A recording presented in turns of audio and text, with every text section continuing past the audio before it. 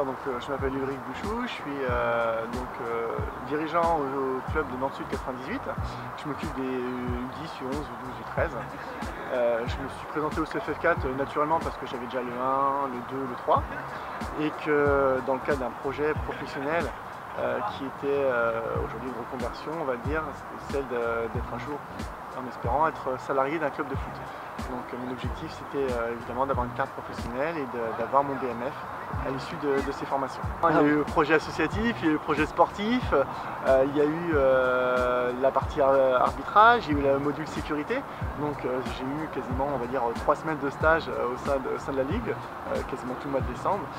L'objectif derrière c'était de faire un diagnostic de mon propre club. Pouvoir trouver les points négatifs, positifs qu'il y avait aujourd'hui et derrière quels étaient les objectifs que le club mettrait en place pour s'améliorer.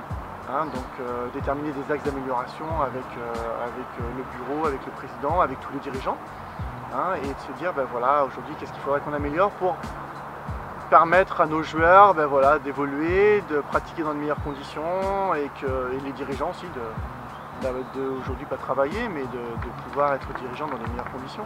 Et sur un laps de temps qui était relativement court, forcément il fallait que tu choisisses un axe de développement, un projet précis. Là en l'occurrence, qu'est-ce que toi tu as mené comme action? Alors oui, c'est-à-dire que le délai a fait que l'action, était forcément plus courte dans le temps, je ne pouvais pas me permettre d'attendre le mois de mai-juin. Donc moi j'ai choisi comme action un protocole de sécurité au sein de mon club. On a pu se rendre compte qu'on avait un outil, un nouveau terrain synthétique, il y avait quand même quelques blessures, que c'était un terrain qui était ouvert à tous, avec des fois des déchets un peu dessus, donc on ne sait jamais. Donc on a mis un protocole de sécurité et j'ai fait intervenir un médecin pour appuyer cette action et on va dire pas la légitimiser parce qu'elle était crédible, mais voilà, donner un petit peu plus de poids à mon action. Et comment en interne ça a été perçu aussi bien auprès des dirigeants que des joueurs de l'entourage du club, comment ils ont vu la chose? Alors on va dire que ça a été plutôt bien perçu. J'avais un doute au départ, je me suis dit voilà, est-ce qu'ils vont penser que je veux tout changer ou révolutionner un peu le club, et c'était pas du tout mon idée. Mon idée c'était essayer de travailler ou de progresser, de faire progresser tout le monde. Donc je suis assez content parce que tout le monde a participé, on va dire, à ce projet que j'ai mis en place. J'ai eu l'aide de tous les membres du bureau pour pouvoir faire le diagnostic du club.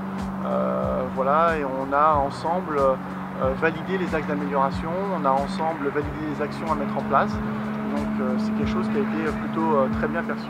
Là, la dernière étape aujourd'hui, c'était cette fameuse certification devant un jury. Comment ça se passe concrètement? C'est quoi la formule, le format de cette certification?